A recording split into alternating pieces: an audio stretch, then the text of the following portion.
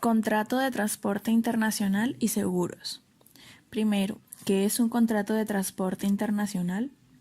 Según Castellanos, el contrato de transporte se puede definir como un contrato en virtud del cual uno se obliga por cierto precio a conducir de un lugar a otro por tierra, canales, lagos o ríos navegables, pasajeros o mercaderías ajenas y a entregar estas a la persona a quien vaya dirigida.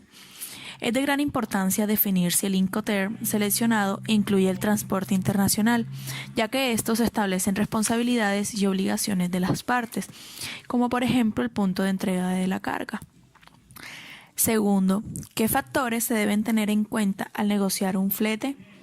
Bueno, primero, cuando ya se ha definido el Incoterm y el modo de transporte a utilizar, se debe proceder a cotizar los fletes, para lo cual, al momento de negociar, se deben conocer las tarifas referenciales para el mercado internacional y variables como condiciones y características de la carga, cantidad de envíos y modo de transporte, así como aclarar el tipo de producto, peso o cuidados que requiere, frecuencia de despachos, etc.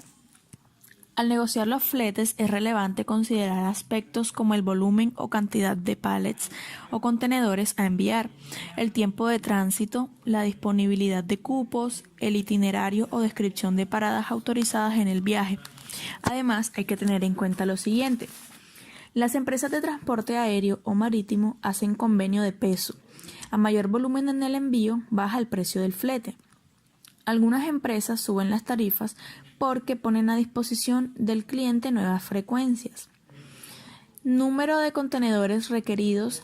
Los tamaños de estos son de 20 o 40 pies, dimensiones y el peso. Esto para garantizar que no se presenten excedentes o sobrantes de carga.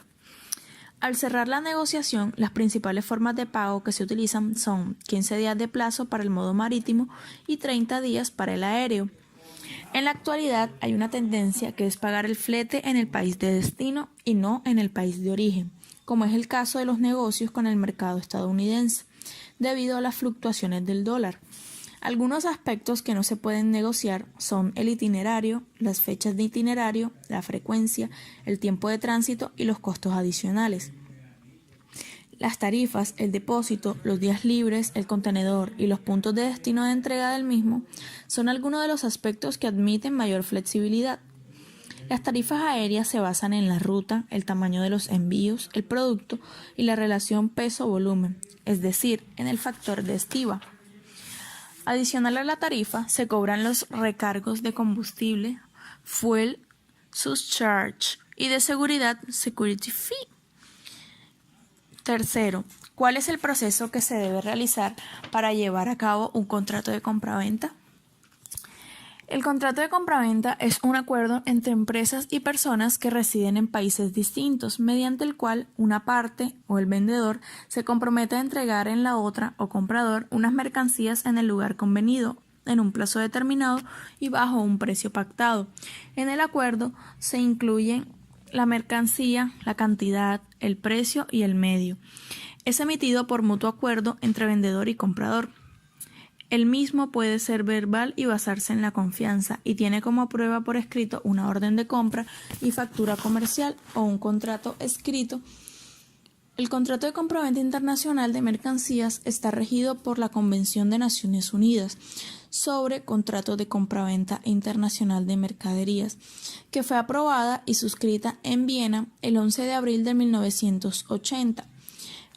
El comprador y el vendedor, en caso de ser personas jurídicas, deben indicar la calidad con que actúan las personas físicas que las representan.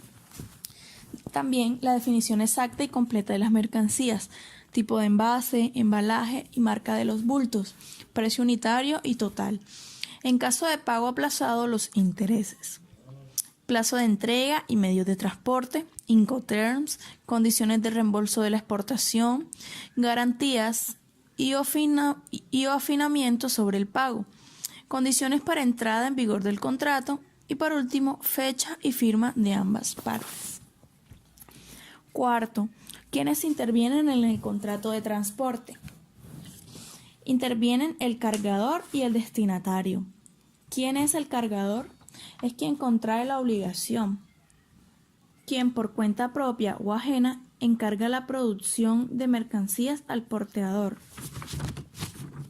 ¿Quién es el destinatario? Es a quien se le envía la mercancía, puede ser a la vez cargador y destinatario.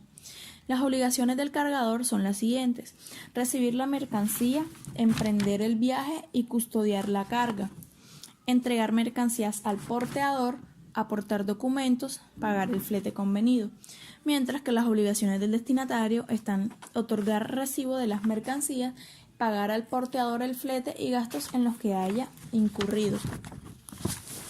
Quinto, ¿qué documentación se debe contemplar en un contrato de transporte internacional?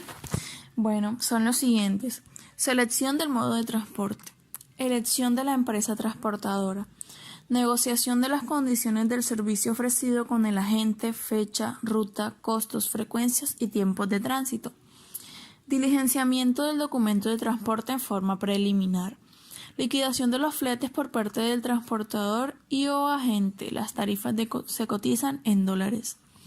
Preparación de la carga para el transporte, embalaje, marcado, etiquetado, unitarización y seguro. Alistamiento de documentos de soporte que requiere la exportación, el transportador y o la importación. Entrega de la carga al transportador en el lugar acordado, junto con los documentos requeridos. Pago de fletes. Y por último, sexto, ¿quiénes intervienen y cuándo se aplican los Incoterms y los seguros? En el contrato de seguro intervienen el tomador, que es quien contrata la póliza, bien sea el exportador o el importador. También está el asegurador, que es la empresa aseguradora que puede asumir los riesgos asociados al transporte. También encontramos al asegurado, que es la persona en quien el suceso de cualquier riesgo puede afectar directamente. Y por último encontramos el beneficiario, que es quien por efectos de contrato tiene derecho a recibir cualquier contraprestación inherente al mismo de parte del asegurador. Con esto damos como finalizado este podcast sobre los transportes y los seguros.